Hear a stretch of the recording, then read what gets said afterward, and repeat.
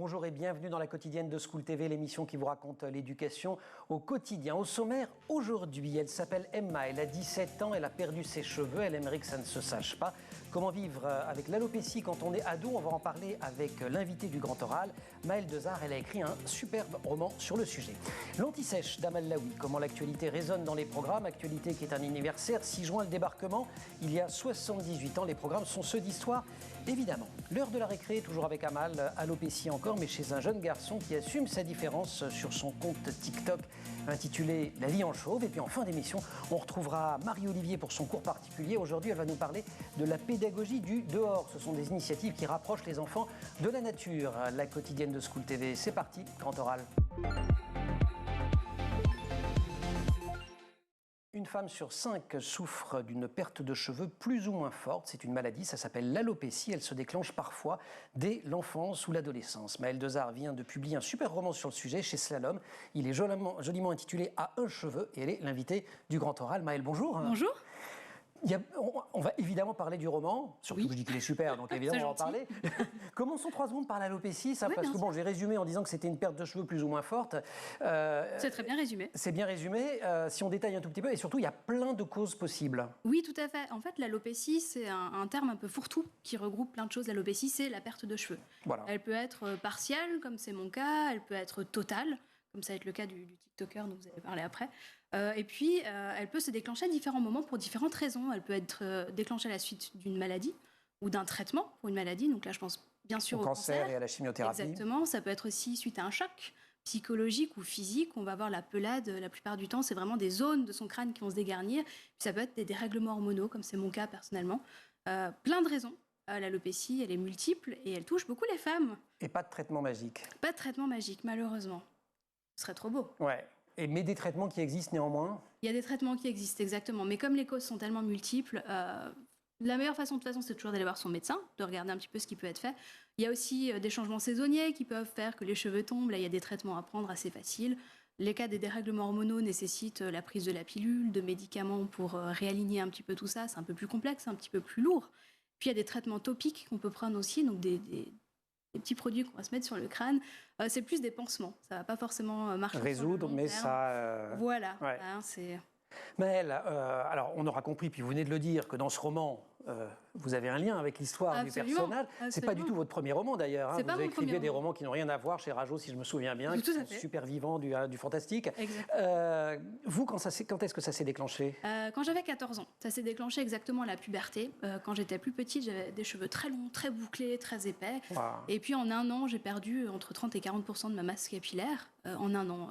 Gros choc.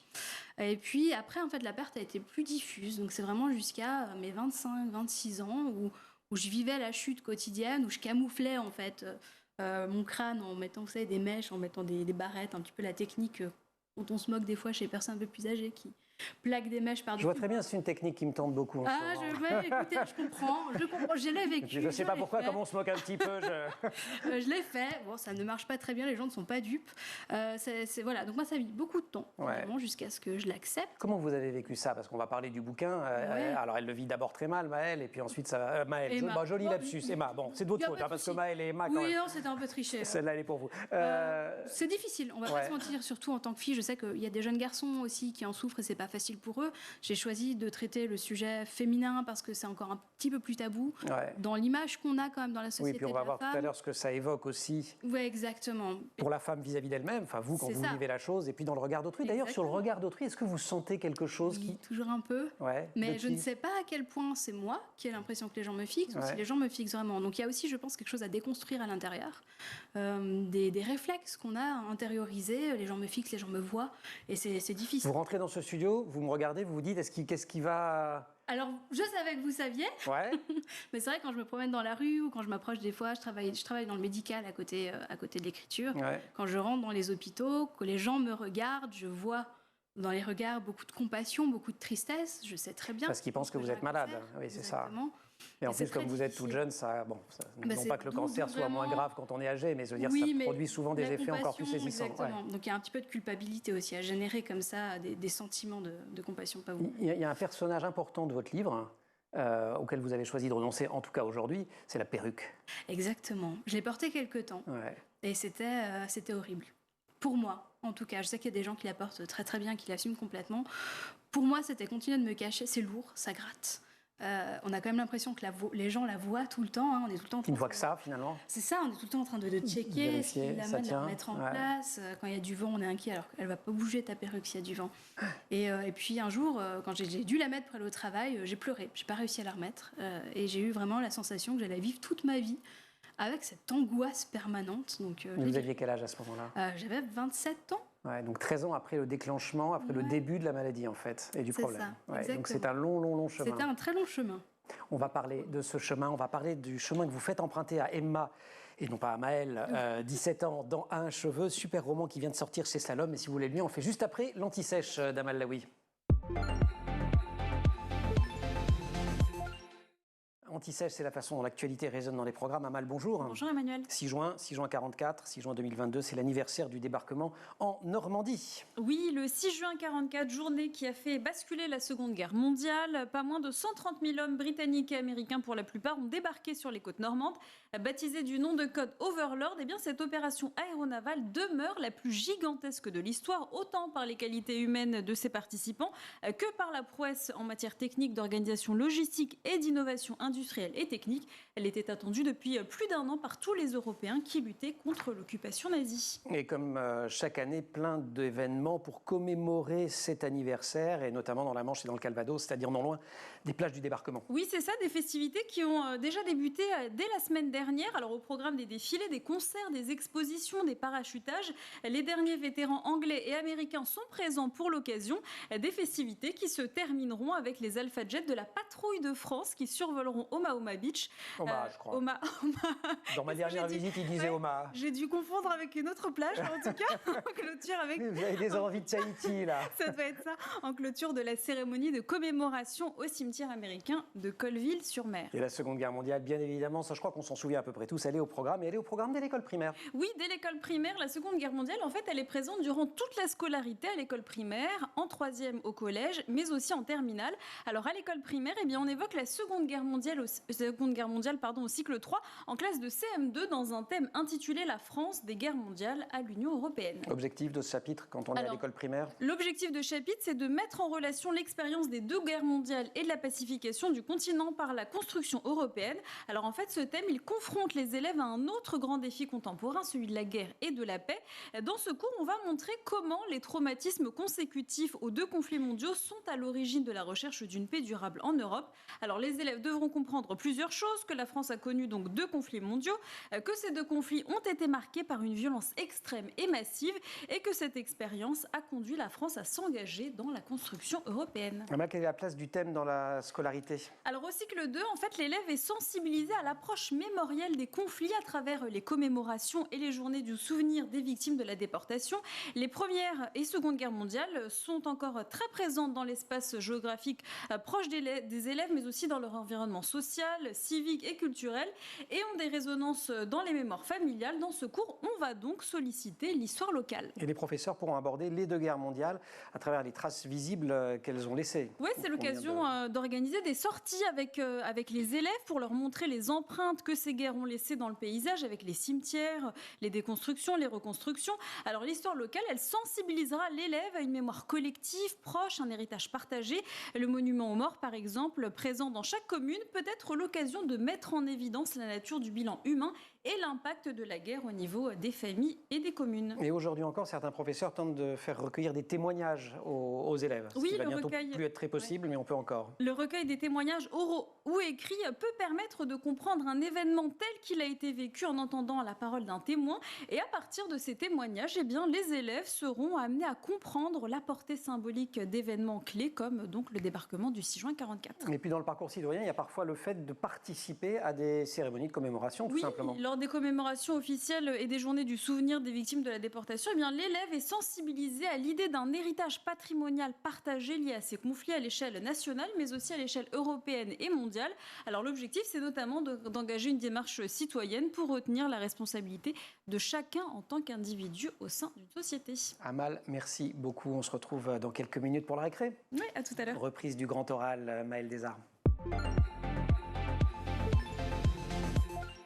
Elle aurait pu écrire un témoignage, elle a choisi d'en faire un roman très réussi. Il y a de l'humour, il y a du sentiment, il y a plein de choses. Emma, elle est l'invitée du Grand Oral pour À un cheveu qui vient de sortir chez Slalom. Je me disais, il n'y a pas de rapport entre l'anti-sèche d'Amal et votre sujet, mais finalement, dans le regard des gens sur les femmes qui n'ont pas de cheveux, à la Libération, il y a la femme rasée. Absolument. Et c'est le signe de l'infamie. Donc en fait, d'un côté, on a, vous le disiez, la maladie, le cancer, de l'autre, on a l'infamie. Enfin, en tout cas, c'est compliqué à porter. En tout cas, c'est un symbole qui est très fort. Une femme au crâne rasé ne passe pas inaperçue. C'est un peu mieux maintenant, ça va un peu mieux maintenant. Il y a quand même plus de femmes qui se rasent le crâne, mais c'est un geste féministe la plupart du temps quand même. C'est une affirmation et tout ça remonte sans doute à l'Antiquité. Alors vous choisissez de faire un roman feel good. Alors il y a quelques personnages pas très agréables, mais enfin dans l'ensemble, même les désagréables se révèlent finalement pas si désagréables que ça. Pourquoi vous avez choisi cette forme ? Je pense que c'est important, des fois, un petit peu de dédramatiser certaines choses. C'est déjà dur en soi à vivre la perte de cheveux, c'est dur à vivre l'adolescence, c'est dur à vivre la construction de l'image qu'on va avoir de soi dans le futur et de ce qu'on veut projeter. Je pense que c'est important aussi de mettre de l'humour sur des sujets un petit peu plus lourds. Il y a assez de choses qui sont anxiogènes actuellement pour qu'on n'en rajoute pas dans la littérature pour les jeunes. Donc c'était vraiment un choix de traiter ça avec amusement, avec rire. Et puis sous couvert d'humour, on peut faire passer des messages assez forts. Alors ça dépend des blagues après, parce qu'aux Oscars, Will Smith n'a pas beaucoup apprécié la blague qui alors avait été faite sur l'alopécie et sur sa femme. Exactement, ça dépend, on peut rire. Il aurait mieux fait de faire une autre blague plutôt que de lui mettre le poing dans la figure, peut-être. Ouais, exactement, un petit verre d'eau ou quelque chose. Mais c'est bien les recommandations de Maëlle. Ouais, un petit verre d'eau, non mais... Non, un verre d'eau. Un verre d'eau, Will. Aurait suffi. Will, on sait que tu nous regardes, ne nie pas, le verre d'eau, ça aurait été top. Mais non, mais c'est vrai, c'est compliqué parce qu'on ne sait pas où se situe non plus la personne dans son parcours vis-à-vis de l'acceptation, de sa maladie. Ça nécessite de la connaître et puis d'être à l'aise. Donc, compliqué. Hein. Vous, quels mots, quelles attitudes vous ont aidé à accepter, si tant est, et on en parlera après, que l'acceptation vienne un jour d'ailleurs. Elle est longue à venir. Oui, c'est ce que vous disiez. Je ne suis pas encore complètement. C'est surtout qu'on laisse le temps aux gens. Finalement, ce n'est pas des mots qui vont aider. Je pense que c'est plus un soutien un petit peu presque transparent que les gens nous laissent. Être là, simplement. Ouais. Vous avez été victime, vous, de harcèlement, parce qu'il y a un thème quand même dans le livre. Je dis, c'est pas non plus les bisounours, votre bouquin, c'est un bouquin sur les ados, etc. Donc c'est quand même un monde qui est pas évident. Et quand Maëlle, décidément, c'est pas grave. Pardon, quand Emma arrive dans son nouvel établissement, c'est parce que les parents ont déménagé. Ils ont notamment déménagé, ou essentiellement parce qu'il y a eu des problèmes avec les enfants dans la ville précédente. Elle qui se faisait harceler et son frère qui avait tendance à la défendre un peu trop fort et qui se comportait mal. Alors moi, j'ai pas été harcelée pour des causes de perte de cheveux. J'ai pris des traitements suite à la perte de cheveux qui m'ont fait prendre beaucoup de poids, que je galère toujours un petit peu à perdre. Et là-dessus, j'ai eu des problèmes. C'est là-dessus qu'on m'a beaucoup embêtée, parce que j'ai pris énormément de poids en très peu de temps. C'était vraiment très très rapide, donc forcément ça choque, et forcément quand on est jeune, c'est un peu facile.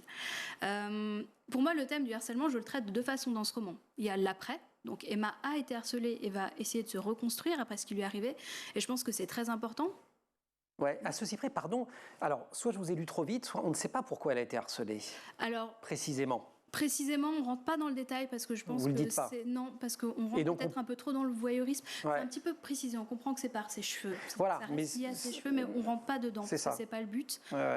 L'idée, c'est pas un roman vraiment sur le harcèlement scolaire. Il y a un autre personnage, par contre, qui vit du harcèlement en ligne et qui, elle, est dans le déni. Et je trouvais ça très intéressant d'avoir ces deux personnages, celle qui se reconstruit après, celle qui refuse de réaliser qu'il lui arrive quelque chose, en fait. Et qui est la super copine d'Emma. Exactement. Non, c'était juste pour pouvoir redire Emma sans me planter. C'est parfait.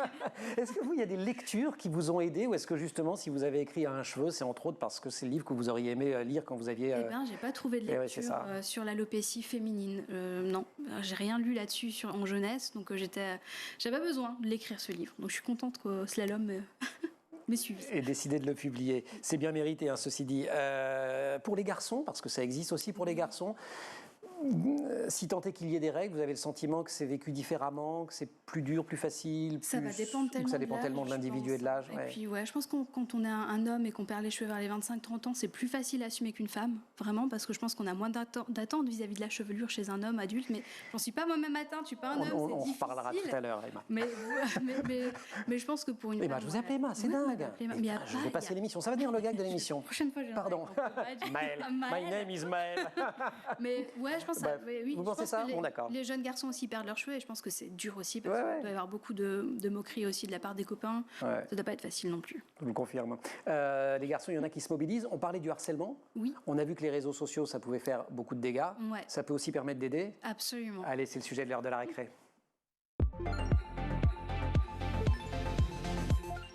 Récré dans laquelle on va continuer donc à parler d'alopécie avec ce jeune homme que vous connaissez et qui a décidé d'en parler sans complexe sur les réseaux sociaux, Amal. Oui, et ce jeune homme, il s'appelle David et depuis l'âge de 2 ans, il est atteint d'alopécie. Et pour faire connaître l'alopécie et pour redonner confiance à ceux qui en sont atteints, ce vidéaste assume sa différence sur son compte TikTok qui s'appelle La Vie en Chauve, un compte TikTok suivi par près de 930 000 abonnés. Regardez. J'ai plein de gens en commentaire qui me demandent « Mais du coup, t'as l'alopécie, t'es chauve ?» Ok, d'accord, on a compris. Mais par contre, vraie question, tu utilises du shampoing ou du gel douche pour te laver le crâne? Mais j'ai l'impression que c'est un débat qui est encore plus grand que pain au chocolat ou chocolatine. Enfin, c'est incroyable. Et moi, aujourd'hui, j'ai envie de vous dire que je ne vous dirai pas. Je ne vais pas vendre la mèche. La mèche... Il est chouette. Il est très chouette. Il rend service. David, qui explique qu'il a mis du temps à comprendre sa différence. Oui, il raconte que lorsqu'il était enfant, vous l'avez dit tout à l'heure, il demandait souvent à ses parents s'ils étaient sûrs qu'il n'était pas atteint d'un cancer parce que c'était ce que tout le monde croyait. Aujourd'hui, David a appris à accepter sa maladie et grâce aux réseaux sociaux, il utilise l'humour, vous l'avez vu, pour sensibiliser et changer le regard sur cette maladie. Qui existe sous différentes formes. Il y a d'abord l'alopécie androgénétique. Oui, elle est appelée aussi calvitie commune. Elle est la forme la plus courante de chute de cheveux et elle se traduit par une diminution progressive et définitive de la qualité et de la quantité des cheveux. Alors elle touche aussi bien les hommes que les femmes et elle est provoquée par une trop grande sensibilité héréditaire aux hormones mâles, la testostérone, je vais y arriver. Et cette forme d'alopécie peut commencer dès la puberté. Il y a l'alopécie diffuse. Oui, c'est une forme de calvitie où la chute de cheveux plus ou moins régulière et généralisée sur l'ensemble de la chevelure. Alors ce type d'alopécie n'est pas héréditaire, elle peut être aiguë ou chronique et elle est en général un symptôme de trouble de l'organisme. Alors ça peut être dû à un stress, une radiothérapie, une chimiothérapie, un accouchement ou encore une infection qui peuvent entraîner donc une alopécie aiguë et brutale. Et enfin l'alopécie circonscrite qui porte un autre nom plus savant. Oui, alopécie que je vous laisse. Aérata ou pelade, elle se caractérise par une chute de cheveux sur une zone circonscrite. Alors son origine est due à une inflammation de la racine des cheveux suite à une réaction auto-immune, mais sa cause n'est pas non plus connue avec précision. Des facteurs psychologiques sont retenus et plus particulièrement le stress. Merci beaucoup Amal et on continue à parler du sujet avec Maëlle Dezard qui a inventé un personnage qui se prénomme Emma. Faut que ça rentre Emmanuel.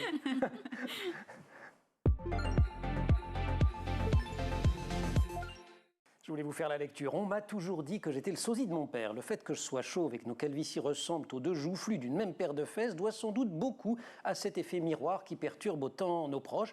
Rien de plus banal, pourriez-vous me dire, qu'une calvitie héréditaire, un look comme un autre. Il suffit de regarder les têtes d'affiche des films triple dose de testostérone qui arborent la coupe de nouveau-né et remportent toujours la bataille, explosant au passage les préjugés sur la relation virilité-longueur des poils. Ouais, sauf que je m'appelle Emma, que je n'ai conséquemment pas de souci de virilité et que j'aurais adoré ressembler à mon père sur n'importe quel aspect de son physique, sauf sur son implantation capillaire. Ça, ce sont les premières lignes de A1 Cheveux. C'était pour vous donner une idée du ton, parce que je vous ai dit que le ton était super enlevé. Livre qui vient de sortir chez Slalom, signé donc Maëlle Dezard, invité de notre grand oral. Dans ce qui peut aider, alors, j'allais dire les parents, les enseignants, les adultes, mais aussi les jeunes qui regardent.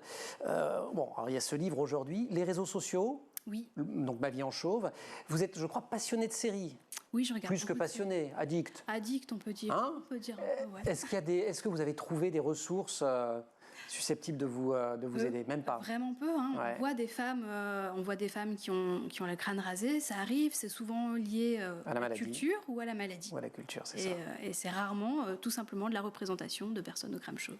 On en a parlé récemment avec Jada Pinkett Smith, la femme de Will Smith. Mais avant ça, c'est vrai qu'on n'en parlait pas. Non, pas trop, parce que je pense que les femmes avaient peut-être tendance à le cacher, puis à être un petit peu gênées. Et, je comprends, mais je pense que c'est bien maintenant de ne plus être gênée. Vous parliez tout à l'heure de l'acceptation. Emma a 17 ans, elle a un petit peu de mal. Maëlle, vous, en avez, je crois, 2 fois plus. Quasiment. Ouais, si, 2 fois 17. Ouais, non, mais voilà, me faites pas passer pour plus nul en maths que je ne suis. C'est moi qui suis nul en maths. On est deux. Ce travail sur soi-même, vous dites, c'est jamais vraiment, enfin en tout cas à l'heure actuelle, c'est jamais totalement fini. Non, c'est très très long. Je pense que c'est vraiment long, d'autant plus si on commence sur le tard. Moi, j'ai commencé ce travail vraiment vers mes 25-27 ans à me dire, ok, là, ça va pas s'arranger. Il est peut-être temps d'aller de l'avant. Je pense qu'il y a la nécessité effectivement que les adultes suivent un petit peu ce qui se passe et puis aident les élèves. J'avais des professeurs justement de sport. C'est pour ça que mon professeur de sport est très bienveillant dans mon roman, parce que je pense que c'est important aussi de présenter les professeurs comme des aides. Et qui m'avait vraiment soutenue, où je lui disais je suis pas à l'aise d'aller à la piscine. Quand je vais à la piscine, on voit que mon crâne, c'est horrible, je me sens pas bien. Et il m'avait proposé finalement la même chose que ce qui va être proposé à Emma, de faire autre chose, de l'aider, de pas aller dans l'eau, de trouver d'autres solutions. Ouais. Et j'avais trouvé ça merveilleux parce que je m'étais sentie respectée, entendue. On m'avait fait comprendre que c'est pas grave, on va trouver d'autres solutions.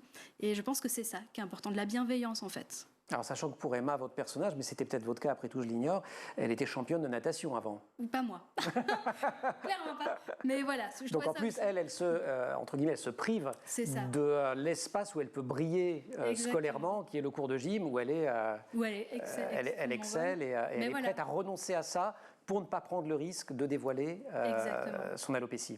Tout à fait. Ouais. Vous avez d'autres trucs, d'autres tips pour les parents, pour les profs, pour aider ? C'est tellement difficile. C'est difficile, d'autant plus que selon l'étape dans laquelle est votre enfant, dans l'acceptation de sa maladie, il va accepter ou non que vous veniez l'aider. Moi, je me souviens, durant mon adolescence, j'étais en déni complet. Dès qu'on m'en parlait, ça partait directement au clash. Et en y réfléchissant maintenant, je pense que c'est normal. Mais si on le fait à l'envers, c'était quoi les mots qui vous énervaient, le truc qui vous faisait partir en vrille ? Quand on me disait « Maëlle, ta barrette est mal mise, on voit ton crâne », ça pouvait me faire partir en pleurs, ça pouvait me faire partir en cris, ça pouvait aller très très loin dans la colère. D'autant que je prenais des traitements hormonaux qui faisaient que globalement je maîtrisais plus trop mes émotions. Le mieux, c'était quand ma mère m'emmenait chez le coiffeur ou ce genre de choses-là, où elle ne disait rien. Et elle faisait en sorte de pouvoir m'accompagner sans avoir à me dire « là, ça va plus ». Là, il faut couper, et c'était de manière très smooth, très élégante, très délicate. Et je pense écouter, parce qu'on envoie toujours un petit peu des signaux de détresse, et savoir les entendre, les voir, et puis comprendre en fait ce que la personne fait vivre en face. Mais c'est compliqué, hein. S'il n'y a pas de représentation, on ne peut pas non plus demander aux gens d'imaginer ce qui se passe dans la tête d'une jeune personne. Donc, Bien sûr. Vous nous l'avez dit, vous travaillez à l'hôpital en même temps que vous faites l'écrire ? Vous y faites quoi ? Alors moi, je suis dans la communication. D'accord. Donc, je suis pas. Mais vous fréquentez quand même énormément. Mais je suis toute la journée dans les couloirs des hôpitaux, ouais. Et donc, c'est peut-être pas un hasard que vous essayez d'aider les autres aussi. Voilà, et puis c'est très bien parce que les gens sont très bienveillants, ils ont tous compris ce qui m'arrivait, et puis j'ai pas eu de réflexion désagréable ou quoi, donc tout se passe bien. Bon, tout se passe bien, en tout cas pour les lecteurs du livre. Tout se passe bien ou pas pour Emma. Allez, je ne vais pas spoiler complètement. Il faut que je du feel good au début, donc le suspense n'est pas non plus d'une intensité monstrueuse. C'est positif. Ça a quelque chose de bien se terminer à la fin. À un cheveu, c'est chez Slalom.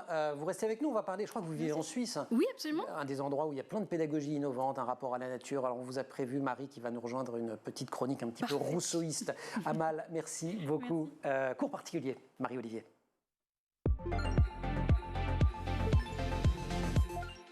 Cours particulier, exploration des pédagogies, j'aime pas dire innovantes parce que parfois elles existent depuis super longtemps, non dominantes. Bonjour Marie. Très bien, magnifique. Vous allez Bonjour bien ? Emmanuel, bien et vous ? Et vous nous parlez aujourd'hui de pédagogie du dehors, c'est les initiatives qui rapprochent les enfants de la nature. Oui, et je ne vais pas vous parler de l'école buissonnière, bien au contraire.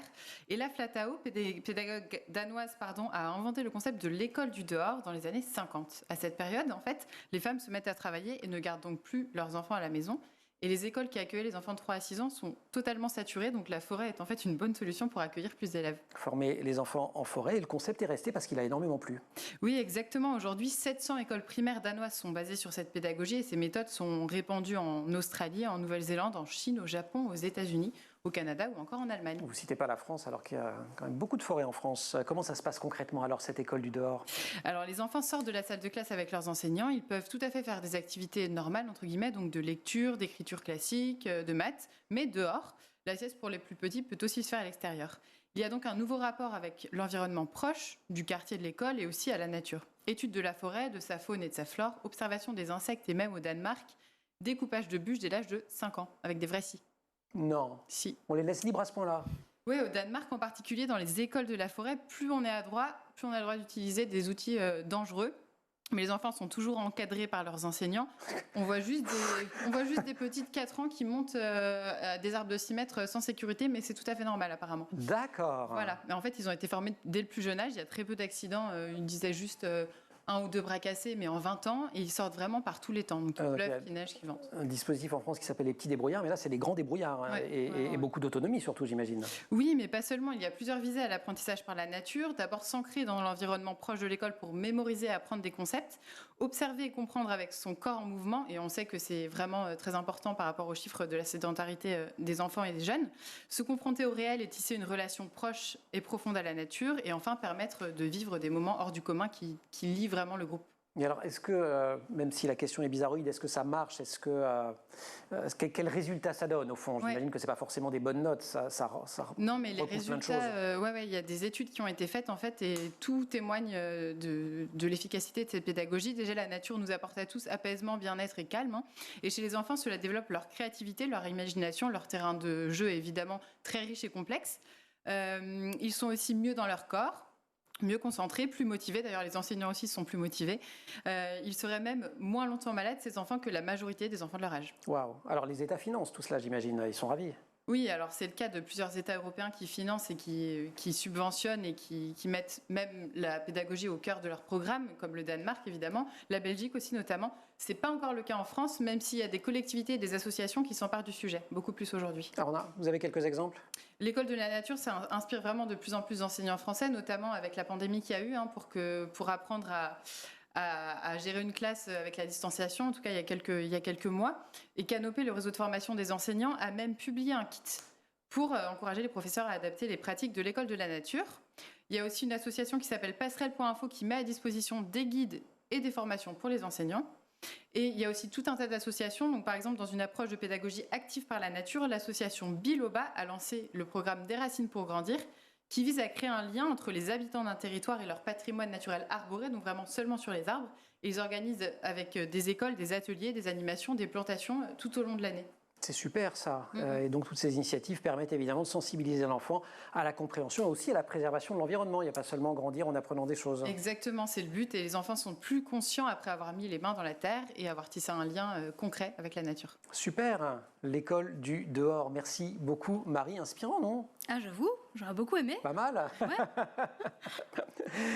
Marie, merci beaucoup. Maëlle, merci beaucoup. Si je vous avais invité il y a quelques années, et peut-être dans quelques années, au lieu de vous appeler Emma, je vous aurais peut-être appelé Esther. Tout à fait. C'est votre autre héroïne, Esther Parmentier. Combien? 3 bouquins déjà parus? Alors, le 3e ne devrait pas tarder. Ah oui, c'est ça, c'est à la rentrée. Exactement. Enfin, c'est chez Rajo. 2023, début 2023, et c'est chez Rajo, exactement. Donc, voilà. Un petit mot sur Esther? C'est un registre très différent. C'est tout aussi joyeux? C'est tout aussi joyeux. Voilà. C'est du fantastique. Donc, c'est une jeune fille de 19 ans qui découvre qu'elle est une sorcière. Elle habite à Strasbourg. Mais malheureusement, elle n'a pas de pouvoir magique. Donc, elle se retrouve à devoir gérer. C'est un peu contrariant. C'est un peu contrariant. J'aime bien les personnages qui l'ont pas facile. Et donc, elle doit un petit peu gérer autrement. Comment faire quand on n'est pas doué dans un monde de gens doués. Maëlle Dezard, merci beaucoup. Marie, merci. Un cheveu, c'est chez Slalom, c'est maintenant et c'est top. Et Esther Parmentier, c'est chez Rajo et c'est top. Aussi, la quotidienne, c'est fini pour aujourd'hui. Et merci également à toute l'équipe. Au maquillage, Clara Pelard. Marine Plantec à la préparation de l'émission, assistée en régie par Laura Girard. Et puis au son, Michael Fristo à la réalisation. Raphaël Morel, vous restez évidemment sur School TV. Vous nous retrouvez nous en permanence sur Internet et sur les réseaux sociaux.